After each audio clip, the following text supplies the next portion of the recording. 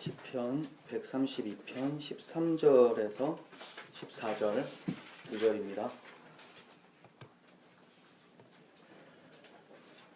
함께 읽도록 하겠습니다. 시작. 여호와께서 시온을 택하시고 자기 거처를 삼고자 하여 이르시기를 이는 내가 영원히 쉴 곳이라 내가 여기 거주할 것은 이를 원하였음이로다. 아멘. 모든 문제점들은 스스로가 살아있다라고 생각하는 데서부터 문제가 생겨나요. 그 살아있다라는 것은 나는 나만의 주체성을 가지고 있다 이거죠. 스스로가 주인이 되어서 어떤 목표점을 향해서 달려가서 그것을 이루어내려고 하는 그런 성질들, 주체성인데 이것을 다 가지고 있어요. 그러다 보니까 자기 주체성과 부딪히는 상황들, 또 사람들이 발생하게 되면 분쟁이 일어나기 시작합니다. 세상에서는 당연하고 교회 안에서도 계속해서 주체성이 원래 없는 자들인데도 불구하고 이게 튀어나옴으로써 문제들이 발생하게 돼요. 교회는 주체성이 하나로 통일되어 있는 집단이죠. 바로 예수라고 하는 주체성으로 귀결되어 있는, 통일되어 있는 집단이에요. 그런데 교회 안에서도 계속 자기 목소리를 내고 내 자존심, 내 권리를 주장하다 보면 여러 가지 분쟁들이 생겨나게 됩니다. 이런 말이 있습니다. 하늘은 스스로 돕는 자를 돕는다. 어디 나옵니까? 네, 세상에 나오죠. 성경에는 없고. 왜 성경에 없을까요? 성경의 교훈과 대치되기 때문에 그래요. 스스로 돕는 자를 하늘이 왜 도와야 합니까? 어떻게 대답하시겠어요? 스스로 돕는 너를 하늘이 왜 도와야 되냐? 이렇게 묻는다면 할 말이 없거든요. 나의 열심을 보고 그래도 감동이라도 돼서 도울 것 아니냐? 그거에 왜 감동이 돼야 되냐? 이런 질문에 부딪히면 할 말이 없어지게 됩니다. 다르게 표현하자면 하나님은 반드시 나를 구원하실 거야 라고 생각하는 사람들도 있어요. 하나님은 나를 반드시 구원하실 거야. 그럼 이렇게 한번 물어보면 어떻습니까? 하나님이 너를 왜 반드시 구원해야 되는데 하나님이 우리를 왜 구원해야 됩니까? 이유가 없습니다. 이 이유에 대해서 우리 스스로에게 찾는다면 그게 바로 죄가 돼요. 하나님께서 나를 구원하실 거야 라는 말은 구원하실 거라는 이유를 하나님의 약속의 근거에서 이유를 찾는다면 그거는 타당한 것이 되지만 내가 무언가를 하고 나는 어떠한 존재이기 때문에 하나님께서 구원하실 만한 가치가 있다라고 생각할 때 그게 바로 죄가 된다는 거죠. 그게 바로 주체성 발휘라는 거예요. 사실 하나님은 우리를 구원하시길 원하세요. 그 이유는 하나님의 속성 자체가 사랑이시기 때문에 그렇습니다. 하나님의 영광을 위해서 하나님의 속성, 사랑이 드러나는 것이 하나님의 영광인데 그것을 위해서 우리가 구원이 되는 것이지 우리 행위나 자격으로 구원되어지는 것이 아니라는 거죠. 그걸 13절도 말씀해 주고 있습니다. 13절 보시면 여호와께서 시온을 택하시고 자기 거처를 삼고자 하신다라는 것을 알게 되죠. 하나님이 아무 때나 거처를 삼으시지 않으세요. 어디에다 거처 삼으십니까? 자기가 택한 곳에 거처를 삼으신다라는 거예요. 택한다라는 말은 그럼 택하지 않은 곳은 거처를 삼으실 만한 상태가 아니기 때문에 그렇지 않겠습니까? 그 하나님께서 거처를 삼으시지 않을 만한 곳이 어딜까요? 이 세상 전체죠. 하나님을 반역한 타락한 모든 이 세상의 전체, 여기가 하나님의 거처가 되지 않는다는 거예요. 솔로몬이 성전을 건축하고 나서 하나님 앞에 이렇게 기도를 합니다. 하나님이 참으로 땅에 거하시겠습니까? 하늘의 하늘들의 하늘들이라도 주를 용납하지 못하겠거든 하물며 내가 건축한 이 성전이겠습니까? 이렇게 얘기를 해요. 하나님이 너무 광대하시고 온 우주 만물을 창조하신 분이 한낱 이 건물 안에 거하신다라는 것 말이 안 된다. 하나님의 높으심과 광대하심에 대해서 얘기를 한 거잖아요. 근데 하나님이 또 거하시지 못하는 이유가 있어요. 주님께서 말씀하신 건데 여우도 굴이 있고 공중의 새도 자기 집이 있는데 인자는 머리 둘 것이 없다. 이렇게 말씀하세요. 이거는 하나님의 광대하심, 주님의 광대하심에 초점을 맞추기보다는 주님께서 여기 거하려고 하니까 여기에 마음 둘 곳이 없다. 이렇게 보시는 게 좋습니다. 즉 하나님이 거처를 정하신다는 것은 내 속성과 딱 맞아서 어디 내가 정착을 하고 싶은데 그 공간이 이 세상에는 없다라는 것을 말씀하는 거죠. 하나님의 속성과 대립되기 때문에 하나님은 그곳에 거하지 않는다는 거예요. 그런데 시온이라는 곳을 택하셔서 거처를 삼으신다고 얘기를 하세요. 그러면 시온이라는 것이 이 세상 그 이상의 무엇이라고 결론이 나는 거죠. 이 세상의 것에는 하나님이 택하시지 않고 거처를 삼으시지 않으시니까 뭔가 특별하다라는 거예요. 하나님 차원적에서 뭔가 설명이 되는 거죠. 그곳이 어디겠습니까? 되게 쉬워요. 하나님 나라예요. 하나님 나라. 그래서 거처라고 하고 자리, 보좌라고 하는 겁니다. 같은 뜻이에요. 거처라는 말과 자리, 보좌. 14절에서는 시온을 가리켜서 이렇게 설명합니다. 내가 영원히 쉴 곳이다. 내가 영원히 쉴 곳이다. 집 개념이 되는 거죠. 하나님이 거하시는 곳, 안식처. 이게 시온인데 하나님이 쉴 곳이 필요하신 분인가요?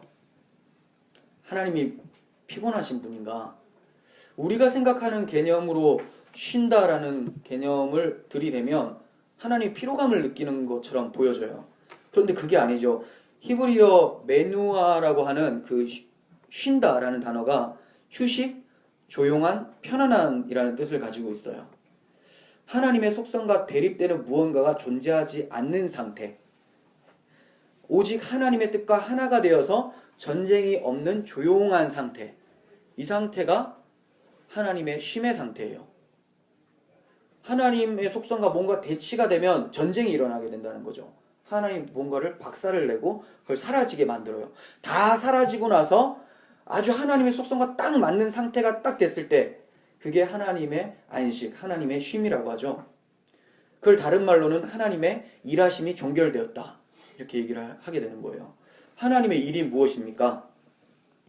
하나님의 이름이 영광 받으시기 위해서 구원 계획을 이루어 나가는 것이죠. 이게 바로 하나님께 어울리지 않는 것들을 하나하나 부셔가시면서 하나님의 속성으로 바꾸어내는 것. 이걸 구원이라고 하고 다른 말로 이게 영적 전쟁이에요. 하나님의 영적 전쟁. 하나님 막 걸어오시는 거죠. 우리는 그냥 자기들끼리 똘똘 뭉치고 있는데 하나님께 찾아오셔서 이거 내 속성하고 전혀 맞지가 않구나. 내가 다 바꿔버리겠다 하면서 다 박살내고 새롭게 만들어서 딱 나하고 거하기 딱 맞는 상태로 만들어 놓은 것. 이게 쉼의 상태. 이곳이 바로 시온이라는 거예요. 새 창조의 상태죠. 새 창조가 어디에서 이루어집니까? 하나님의 영적 전쟁이 어디에서 종결이 됩니까? 역사 속에서는 십자가라는 곳이에요. 십자가. 왜 그렇습니까? 십자가에서 하나님의 공의와 사랑이 나타나고 그곳이 바로 하나님의 쉼의 자리가 되는 거죠. 하나님께서 죄에 대해서는 거기서 다 소멸해버리시고 사랑하셔서 구원할 자들 다 구원해 내시는 그 자리가 십자가이기 때문에 그렇습니다. 그렇다면 십자가는 역사 속에서 이미 섰잖아요. 그러면 그 일이 종결된 것 아닌가? 하나님 일 다 끝난 것 아닌가? 이렇게 말을 할 수가 있죠. 그렇습니다. 하나님은 일을 마치셨어요. 하지만 아직도 일하고 계세요.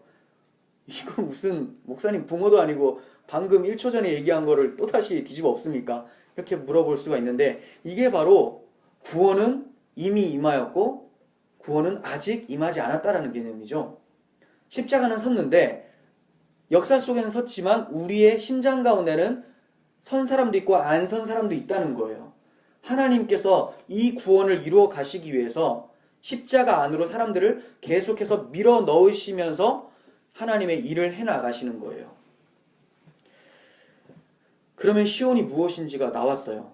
하나님의 거할 처소, 하나님의 영광이 나타나는 곳, 하나님의 속성과 정확히 일치되는 곳, 바로 하나님의 형상, 하나님의 영광이 나타나는 예수 그리스도죠. 그리고 그분께서 해놓으신 일, 십자가 구원이라는 거예요. 즉 시온은 예수님 안, 십자가 안이라고 보시면 좋아요. 십자가 안, 예수 안이라고 하면 어떤 장소의 개념을 떠올린단 말이에요. 근데 지금 우리가 예수 안에 있다, 십자가 안에 있다 이런 말은 어떤 공간을 말하는 게 아니잖아요. 믿음이라는 것은 공간을 상징하지 않습니다. 내가 천국을 갈 거다. 이거 믿음이라고 생각을 하잖아요. 근데 그건 믿음의 결과로서 주어지는 상태인 거지. 믿음은 뭐냐? 하나님의 언약이 믿음이에요. 말씀 안에 거하는 것, 그게 지금 예수 안, 십자가 안이라고 하는 거지. 그 말씀 안에 거했을 때, 그 말씀을 믿었을 때 어디에 가게 되는 것은 자동적으로 이루어지게 되는 것이죠. 근데 사람들은 그 말씀을 생각하지 않고 나는 천국에 갈 것이야. 그 공간을 바로 생각한다면 말씀과 상관없는 다른 천국을 맛보게 될 수 있다는 거예요. 자, 하나님이 예수님 안에 십자가 안이라고 하는 시온에 거하신다라고 하면 그러면 하나님은 어디에서만 발견됩니까? 예수님 안에서 십자가 안에서 시온, 하나님이 택하신 그 시온 안에서만 발견되신다라는 거예요. 그렇다면 다른 곳에서 하나님을 발견했다라고 한다면 그건 하나님이 아닌 거죠. 하나님과 굉장히 유사한 우상인 거죠. 다른 곳이 뭡니까? 십자가 안에서 하나님을 발견했다는 말은 나는 십자가에서 죽었기 때문에 내 의지, 내 공로 이것을 통해서 하나님을 만나려고 하는 시도를 그친다라는 거예요. 근데 십자가 밖에서 하나님을 발견한다라는 것은 내 의지, 내 열심, 내 공로를 통해서 하나님께 나아가겠다라고 하는 그 모든 시도, 그 바라보고 있는 그 하나님은 성경이 말하고 있는 하나님이 아니라는 거예요. 요한복음 14장 9절에서 예수님께서 이렇게 말씀하십니다. 빌립이 아버지를 제게 보여주세요 이렇게 얘기했어요. 예수님이 정말 답답하셔서 말씀을 하시는데 빌립아 내가 이렇게 오래 너희와 함께 있었는데 네가 나를 알지 못하느냐? 나를 본 자는 아버지를 보았거늘 어찌하여 아버지를 보이라 하느냐? 내가 아버지 안에 거하고 아버지는 내 안에 계신 것을 네가 믿지 아니하느냐? 왜 보이라고 한 거죠? 믿지 않았기 때문에. 내가 너희에게 이르는 말은 스스로 하는 것이 아니라 아버지께서 내 안에 계셔서 그 일을 하시는 것이라. 내가 아버지 안에 거하고 아버지께서 내 안에 계심을 믿으라. 그렇지 못하겠거든 행하는 그 일로 말미암아 나를 믿으라. 자, 여기 시온의 개념이 두 개가 다 나왔어요. 예수님이 시온이라고 했죠. 예, 하나님의 영광, 하나님이 거할 그곳, 예수 그리스도 아니죠. 그런데 그걸 못 믿겠으면 뭘 보고 믿으라는 거예요? 행하는 그 일. 앞으로 행하실 그 일이 뭡니까? 조금 있으면 십자가 지셔서 죽으세요. 그 대속을 통해서 아버지를 보라는 거예요. 그러니까 예수님이 시온이시고 십자가 대속이 시온인 거예요. 그런데 성경에서 하나님의 백성들을 가리켜서 내 딸 시온아 이렇게 얘기하시거든요. 예, 우리 같은 사람들, 성도를 가리켜서 내 딸 시온아 이래요. 이건 도대체 무슨 말인가? 그거는 십자가 안에서 발견된 우리를 시온으로 봐주신다라는 거죠. 예수 안에 있는 우리를 시온으로 봐주신다라는 거예요. 그래서 하나님은 우리를 택하셔서 거처를 삼으신 것이 아니라 예수라는 오직 유일한 하나님의 처소를 택하시고 그 안으로 다 집어넣으셔서 거기서 우리와 함께 사신다라는 거예요. 그게 하나님의 나라죠. 사람들이 시온이 아닌 다른 곳에서 하나님을 발견하려고 시도를 해요. 십자가라는 하나님의 공로를 통해서 하나님을 보려고 하는 게 아니라 자신의 공로를 통해서 하나님을 보려고 해요. 그리고 그러한 공간을 시온이라고 우겨댑니다. 자기가 만들어 놓고. 예수의 십자가가 아니라 자기 십자가잖아요. 예수의 십자가가 아니라 자기 십자가가 되면 그거는 아무것도 아니에요. 하나님을 보는 것이 아니라 지옥을 맛보게 되죠. 왜 그렇습니까? 예수의 십자가는 예수님께 형벌이 지나갔고 이제 내가 그와 함께 살았다라고 하는 부활의 개념으로 들어오는데 내가 스스로 하나님을 만나보겠다라고 하면 자기 십자가를 지게 되는데 자기 십자가의 결과는 하나님 앞에서의 심판, 지옥이라는 거죠. 지옥. 그냥 그거 가지고 가는 거예요. 예수님의 십자가는 우리에게 소망이 되는데 내 스스로가 만들어낸 십자가, 나의 어떤 행위나 열심 그런 것들을 통해서 하나님을 만난다는 것은 결국 지옥의 심판을 받게 되는 거죠. 그러면 그 십자가는 만약에 자기가 만들어낸 그 십자가는 죄인이 받은 십자가의 심판이 있기 때문에 하나님을 절대로 볼 수가 없게 됩니다. 이렇게 자기 공로를 시온으로 우겨보려는 시도가 하나님의 백성 다윗에게서도 나타났었어요. 성전의 시작은 다윗의 제안으로부터 시작이 됩니다. 성전이 어떻게 시작이 되는가? 다윗이 무슨 제안을 했어요. 근데 이 제안에서 다윗의 주체성이 발휘가 돼요.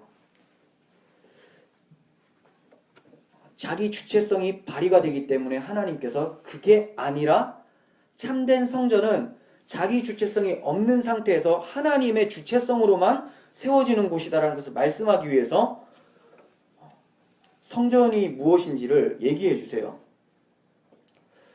말씀이 좀 어렵나요? 자, 다윗이 제안을 하는데 이런 제안을 합니다. 자기가 왕궁에 살고 있다 보니까 너무 좋고 편안한 거예요. 그런데 하나님의 언약궤는 어디 있느냐? 천막 가운데 있는 걸 발견했어요.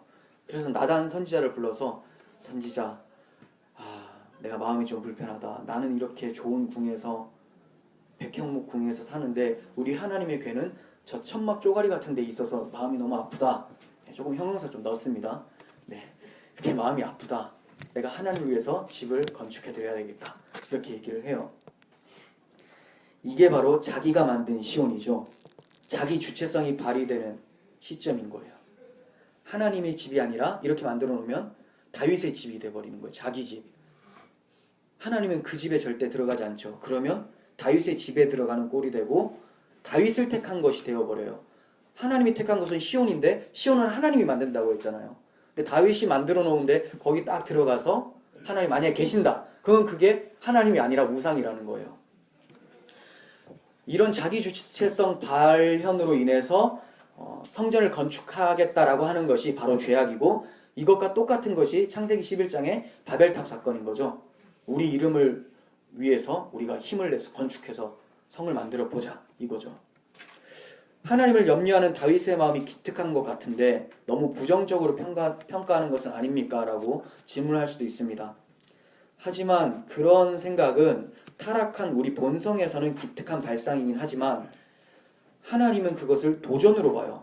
네가 나에게 도전했다. 왜냐? 다윗이 하나님을 염려하게 된 것은 자신의 처지와 하나님의 처지를 비교한 데서부터 생겨난 거예요. 그러니까 자기는 백향목 궁에 거하니까 굉장히 괜찮아 보이고 우월해 보이고 하나님의 언약궤는 천막에 있으니까 나보다는 열등하다라고 하는 그 상호 비교 가운데서 나온 거죠. 그 말은 하나님과 내가 동등한 주체라고 인식하는 데서부터 출발한 거예요. 나는 여기 있으니까 괜찮은데 하나님은 저기 있으니까 좀 불쌍하다. 하나님하고 비교가 될 만한 주체라고 생각을 한 거죠. 이게 뭡니까? 선악과 먹은 아담의 특징들이잖아요. 내가 하나님과 같다. 그러니까 하나님을 측은하게 생각이 되는 거죠. 자기 주체성을 인식하는 자는 아직 죽지 않은 자입니다. 그러니 하나님을 볼 수가 없습니다. 하나님을 보려면 화평함과 거룩함을 보지 않고서는 절대로 하나님을 볼 수가 없다. 히브리서 12장에서 말씀을 하시는데 화평함과 거룩함을 따르라. 그렇지 않고서는 하나님을 볼 수가 없다. 화평, 거룩함이 어떻게 이루어져요? 우리가 예수 그리스도와 함께 십자가에서 죽었을 때만 그게 나타난다는 거거든요. 그러니까 우리가 죽지 않으면 절대로 하나님을 만날 수가 없다고 성경은 얘기를 하고 있어요. 근데 내가 버젓이 살아있는데 하나님을 계속 만나겠다고 시도하는 거죠. 주체성은 오직 십자가 안에서만, 그리스도 안에서만 가질 수가 있습니다. 물론 그 주체성은 예수 그리스도의 주체성이죠. 그래서 우리가 고백하는 것이 우리 주 예수 그리스도 이렇게 얘기하잖아요. 우리 주. 자기 주체성을 가지면 예수님을 주라고 고백을 하시면 안 되는 거죠. 그럼 굉장히 문제가 쉬워지는데 예수님이 주라고 딱 고백을 했으면 이제 우리는 분쟁이 일어날 필요가 없는데 그잖아요.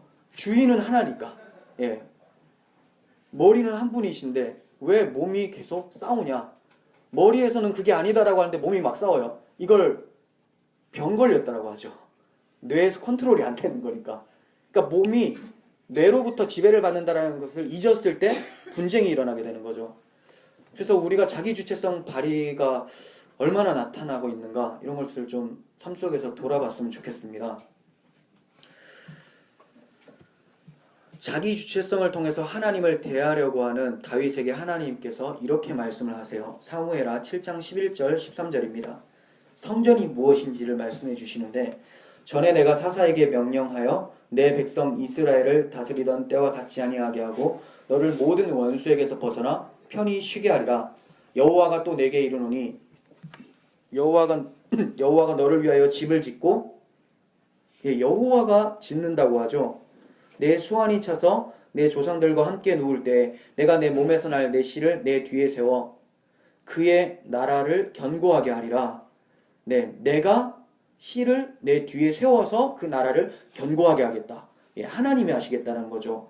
그는 내 이름을 위하여 집을 건축할 것이다. 그 씨가 하나님이 세우신 그 씨가 집을 건축한대요. 나는 그의 나라 왕위를 영원히 견고하게 하리라. 여기서 다윗이 무언가를 하라는 게 하나도 없어요. 다윗의 주체성을 완전히 깔아 뭉개버리는 거예요. 네가 나를 위해서 집을 짓겠다고? 어디서 이런 발칙한 상상을 하는 거냐? 하나님이 다 박살내버리고 자존심 다 무너뜨려 버리시고 하시는 말씀이 내가 할 건데 나와 나를 나타낼 수 있는 그 씨를 내가 내 후손 가운데 보내겠다. 예수 그리스도죠. 하나님의 영광. 그분을 통해서 집이 건축된대요. 여기서 하나님이 사신다는 거예요. 예수를 통해서. 하나님은 십자가 안에만 계신다라는 거죠. 예수 안에만 계신다라는 거죠. 그런데 이 십자가 안은 다윗이 가지고 있는 자기 주체성으로는 도저히 파악이 되지 않는 개념이에요. 성령이 임해야지만 십자가 안이라는 개념이 하나님의 거처라는 것을 알게 되죠. 십자가라는 것 자체가 죽음인데 자기 주체성이 있는 상태에서 어떻게 그걸 인식을 합니까? 절대 못합니다. 하나님이 자기 집을 건축한다라는 것을 용납을 할 수가 없어요. 자기 주체성이 살아있을 때는. 요한복음 14장 2절 보시면 내 아버지 집에 거할 곳이 많도다. 그렇지 않으면 너희에게 일렀으리라. 내가 너희를 위하여 거처를 예비하러 가노니 가서 너희를 위하여 거처를 예비하면 내가 다시 와서 너희를 내게로 영접하여 나 있는 곳에 너희도 있게 하리라. 이렇게 주님이 말씀하셨어요. 여기서 말씀하시는 아버지의 집이 어디입니까? 이게 시온이죠. 내가 아버지 집에 시온에는 거할 곳이 많다. 그렇지 않으면 너희에게 일렀으리라. 그리고 그 시온은 뭐라고 했습니까? 십자가라고 했잖아요. 예. 아버지의 집이 시온이고 시온이 십자가라고 했는데 그래서 주님이 그 거처가 되는 십자가를 지시러 가신다라는 거예요. 그게 내가 너희를 위해서 거처를 예비하러 간다는 거죠. 십자가에서 죽으실 때 그 십자가 안으로 담아내려고 거처를 예배하러 가시는 거예요. 그리고 예수님께서 죽으시면 다시 오신다라는 거예요. 무엇으로? 성령으로. 다시 오실 때 그들이 십자가를 이해하지 못하다가 성령이 오시니까 어디로 갑니까? 십자가로 향하게 되는 거죠. 그래서 그 예수 안으로 다 들어가게 만드는 것. 이게 십자가 안으로 넣는다는 거예요. 하나님은 주체성이 살아있는 다윗의 집에는 절대로 거하지 않습니다. 하나님은 다윗을 택하지 않고 의인 예수 그리스도 하나님의 형상만을 택하기 때문에 그렇습니다. 마태복음 4장에는 하늘이 열리고 성령이 임하는데 수많은 사람들 가운데 성령이 다 임하는 것이 아니라 예수님 한 분에게만 임하는 것을 보게 돼요. 여기서 하늘이 열렸다라고 표현을 하고 있는데 하늘이 열린다라는 것은 이 땅에 오신 예수님께만 해당이 되는 말씀이에요. 하늘이 열린다. 즉 하나님, 거룩하신 하나님과 땅이 구별되어 있는데 열어버렸다라는 것은 이제 관계할 수 있는 상태가 되었다라는 건데 그건 예수님께만 해당이 되는 거죠. 그런데 하늘이 열리면서 하나님과 예수님 사이에 어떠한 매개체가 등장을 해요. 그게 뭡니까? 비둘기죠, 비둘기. 성령이 비둘기같이 오는 거죠. 비둘기의 특징은 전달하는 자와 전달받는 자를 보여주는 도구로서 등장을 하는 거죠. 마치 편지와 같이. 비둘기 뭐 하면 막 평화 이렇게 생각하는데 그게 아니라 보내고 받는 거예요. 그 비둘기가 앉은 그 자리가 보낸 자의 뜻이 나타나는 곳인 거죠. 편지를 보냈는데 중간에 나타나는 것이 아니라 도착했을 때 그 열었을 때 편지 내용이 나타나는 것처럼 성령이 비둘기같이 예수님께만 임했다라는 것은 하늘이 열린 취지가 오직 예수님께만 있다라는 것을 보여주는 거예요. 요한복음 1장 33절에서 성령이 내려서 누구 위에든지 머무는 것을 보거든 그가 곧 성령으로 세례를 베푸는 이인 줄 알라 이렇게 말씀하십니다. 이 말은 성령께서 우리에게 찾아오신 것이 아니라 비둘기같이 한 분만을 지목하면서 찾아왔다라는 거예요. 그렇다면 그 지목당한 예수님으로 인해서 다른 모든 사람들은 부정당하게 돼요. 너희들은 아니다. 아까 말씀드렸죠. 시온을 택했다라는 것은 그 외에는 아니다라는 거예요. 예수님을 택했다라는 것은 그 외에는 아니다라는 거죠. 그러니까 하나님이 선택한 유일한 장소는 예수님이고 그 예수님 안에서 열린 하늘을 보게 되는 거예요. 사도 요한이 하늘이 열리고 이렇게 보게 되잖아요. 그게 바로 자기가 그리스도 안에 있을 때 요한계시록 1장 보면 그리스도 안에 있는 개념이 나오게 되는 거죠.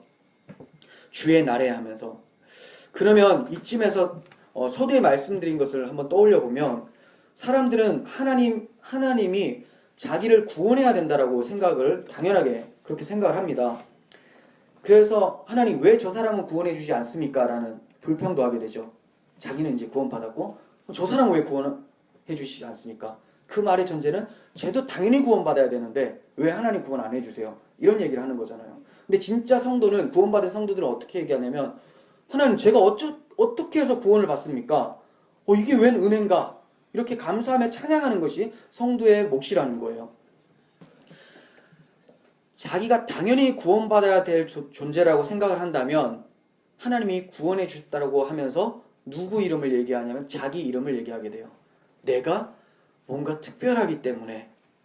하지만 하나님은 내 이름을 위하여 내가 집을 건축하겠다 이렇게 말씀하셨잖아요. 그러니까 진짜 하나님의 집에 들어간 사람은 자신의 이름이 아니라 하나님의 이름만을 위해서 살게 되는 거예요. 고린도후서 5장 15절에서 그가 모든 사람을 대신하여 죽으심은 살아있는 자들로 하여금 다시는 그들 자신을 위해서 살지 않고 오직 그들을 대신하여 죽었다가 다시 살아나신 이를 위하여 살게 하려 하심이라. 네. 주님께서 죽으신 이유가 뭐냐면 우리 주체성 다 박살내고 예수의 주체성 안에서만 살 수 있도록 만드셨다는 거죠. 그럼 그 안에서 살면 누구 이름만 나타납니까? 예수의 이름만이 나타나는 거죠. 근데 현실을 보면 자기 이름 나타내다가 다 싸움이 일어나잖아요. 이게 바로 내가 구원받아 마땅하다라고 생각을 하는 그 전제가 저변에 싹 깔려 들어오고 있기 때문에 그래요. 교회 안에는 알곡과 가라지들이 있습니다. 그런데 둘 다 시작은 주여 나를 구원하소서라고 하는 고백으로부터 시작을 해요. 그런데 이 고백은, 이 외침은 두 가지로 분류가 됩니다. 구원의 목적이 더 이상 자신을 위해서 살지 않고 오직 주를 위해 살겠다라고 하는 내용을 담고 주여 나를 구원하소서라고 부르는 부류가 있고, 주님 어떻게든 구원만 해주시면 이후로는 내가 얼마나 괜찮은 사람인지 보여드리면서 살겠습니다 라고 하면서 주여 구원하소서 라고 외치는 부류가 나눠진다라는 거예요. 진짜인지 가짜인지의 구별은 자기가 구원받았다라고 외치는 그 시점에서부터 정체가 드러나기 시작해요. 회사에 입사하고 나서 내가 회사에 입사하고자 했었던, 그렇게 간절하게 부르짖었던 이유가 뭐냐? 하나님의 영광을 위해서, 나 자신이 아니라 그곳에서도 하나님의 이름을 높여드리기 위해서 들어가고자 했는 것인가? 아니면 내 욕망과 내 이름을 높이기 위해서 회사에 들어갔는가는 그 회사에 들어가는 시점부터 발견하게 된다는 거죠. 목회자도 마찬가지예요. 개척을 했습니다. 어디에 부임을 갔어요. 거기서부터 이제 시작이 되는 거죠. 자기가 하나님께 너무 큰 은혜를 받았고 그 하나님 말씀을 전하는 것이 가장 큰 기쁨이라는 것을 생각하고 그 목회를 하는 것인가? 아니면 이게 내 사업장이 돼서 내 이름 높이고 내가 돈을 많이 소유함으로써 훌륭한 사람처럼 보여지기 위해서 개척을 하고 부임을 받는 것인가? 이건 어디서 발견된다고요? 하나님, 나 개척할 수 있도록, 교회 세울 수 있도록 나를 세워주세요라고 하고 세워지는 그 시점부터 그게 발견된다라는 거예요. 신학자들도 마찬가지예요. 어떤 사람들은 하나님 내가 이거 연구함으로써 치열하게 이렇게 연구함으로써 하나님의 진리를 진짜 드러내고 싶습니다. 이것인가? 아니면 내가 이거 좀 뭔가 독특한 특별한 이런 연구를 통해서 사람들에게 칭송을 받고 이거 굉장히 대단한 신학자다. 이거 받기 위해서 연구하는 것인가? 그건 자기가 연구를 시작할 때부터 나타난다는 거죠. 처음에는 나 교수 되게 해주세요. 하나님 나 정말 열심히 하겠습니다. 라고 하는 그 열심이 뭐냐? 주를 위한 열심인가 나를 위한 열심인가가 시작할 때부터 나눠지게 된다는 거예요. 왜 이러한 모습들을 한 사람들이 등장을 합니까? 자기 주체성이 살아있고 그 주체성이 한 행위로 집을 짓고 있는 건데 그 집이 시온이라고 생각하고 있기 때문이죠. 이거 내가 지은 집인데 이게 하나님이 거할 처소일 거야. 마귀는 하나님의 열심을 인간의 열심으로 바꾸어 버리는데 총력을 다해요. 하나님께서 그의 나라 왕위를 영원히 견고하게 하셨다. 이렇게 말씀하시잖아요. 견고하게 하셨다. 왜 견고하게 하실까요? 뭔가 공격해대는 것이 있으니까 견고하게 하는 거 아닙니까? 역사 속에서 하나님의 집을 무너뜨리려고 하는 시도는 계속 되어져 왔습니다. 시편 74편 3절 7절 보겠습니다. 영구히 파멸된 곳을 향하여 주의 발을 옮겨 놓으소서. 원수가 성소에서 모든 악을 행하였나이다. 주로 타락은 성소에서 일어납니다. 성소를 변질시키는 거예요. 주의 대적이 주의 회중 가운데서 떠들며 자기들의 깃발을 세워 표적으로 삼았으니 그들은 마치 도끼를 들어 살림을 베는 사람 같으니이다. 이제 그들이 도끼와 철퇴로 성소의 모든 조각품들을 쳐서 부수고 주의 성소를 불사르며 주의 이름이 계신 곳을 더럽혀 땅에 엎었나이다. 마귀는 성소를 박살내는 데 초점을 둡니다. 우리에게 말하면 뭐예요? 시온을 박살내는 것, 십자가를 왜곡하게 만들어버리는 것, 예수를 다른 예수로 만들어버리는 것, 복음을 다른 복음으로 만들어버리는 것. 다른 복음은 딴 게 아니죠. 하나님이 하신 것은 내 것이 살짝 들어가 버리면 다른 것이 되어버려요. 이 작업을 계속해서 마귀가 끝까지 하는 거예요. 하나님은 선택하신 시온의 가치를 보존하기 위해서 인간의 이름과 치열한 전쟁을 벌여가세요. 이 전쟁에서 인간의 이름들은 파괴되어지고 전리품처럼 하나님의 이름을 높이는 성전 안으로 다 들어가서 하나님의 이름을 높이게 돼요. 전리품이 뭡니까? 전쟁에서 승리했다는 증거잖아요. 이 전리품을 다 부셔버리고 태워버리고 없애버릴 수도 있어요. 그럼 전리품이 뭘 드러낼 수가 없게 되죠. 근데 전리품을 다 부셔버리고 태우지 않고 성전 안으로 딱 갖다 놓으면 전리품이 영광받습니까? 아니, 이건 그냥 빼앗긴 거잖아요. 뭐가 영광받습니까? 그 안에 자기가 들어가 있는 성전, 그리고 왕이 나를 취했다라고 하는 그 왕의 업적을 비리는 거죠. 우리는 전리품처럼 하나님의 성전에 들어와서 하나님의 이름만을 높이는 자들이 된 것이지, 여기서 자기 이름을 높인다라는 것은 자기가 전리품인지를 모르는 거죠. 하나님의 전쟁에 케어당했다라는 사실을 모른다라는 거예요. 하나님의 성전은 주의 이름 외에 다른 이름을 걸지를 않습니다. 만약에 그게 걸렸다 하면 그건 하나님의 성전, 하나님의 시온이 아닌 게 되는 거죠. 우리가 구원받아야 될 이유를 찾을 수가 있습니까? 없습니다. 그냥 심판이 잘 어울리는 사람들이에요. 전리품이 소각되지 않고 성전에 들어오게 된 것은 성전을 위함이죠. 우리가 십자가라고 하는 하나님의 거처 시온에 들어오게 된 것은 시온의 영광, 십자가의 영광을 나타내기 위함이라는 것을 잊어서는 안 됩니다. 우리 자기를 부정하고 오직 우리의 시온성 되시는 예수님의 십자가만을 높이는 것, 이것이 성도의 바른 모습이라는 거예요. 이렇게 될 때 교회는 그리스도 안에서 통일하게 되고 연합하며 분쟁이 없게 되는 것입니다. 무엇인가 문제점이 생겼을 때 그 문제점을 다른 사람에게 찾지 않고 내가 지금 왜 이걸 문제 삼고 있을까? 내가 왜 이런 것에 노여워하고 있는가? 자기 마음을 한번 들여다보세요. 그러면 분명히 교회 안에 있으면서 자기 주체성이 발견될 거예요. 그때 나는 이미 십자가에서 다 박살나서 하나님의 성전, 시온, 십자가 안에서 전리품으로 되어 있는데 내 이름을 나타내려고 노력했구나. 요것만 자기 자신만 보게 되면 교회는 평안해집니다. 그리스도 안에서 하나가 될 수 있습니다. 그것을 기억하는 우리 모두가 되었으면 좋겠습니다. 기도하겠습니다. 하나님 아버지, 다윗이 하나님께서 그렇게 예뻐하시는 그 다윗 또한 자기 주체성을 발휘해서 하나님의 집을 지어드리려고 노력한 죄악을 보게 됩니다. 우리가 지금 나의 집을 짓고 있는 건 아닌지 돌아봅니다. 우리 삶 속에서 오직 하나님이 쳐들어오실 때 완전히 박살난 상태로 하나님의 성전에 들어가서 하나님이 지으신 그 시온, 그 하나님의 나라에서 살 수 있기를 원합니다. 우리의 이름이 드러나지 않고 그 시온을 만드신, 그 모든 전쟁에서 승리하신 하나님의 이름만이 높임을 받으시기를 간절히 소원합니다.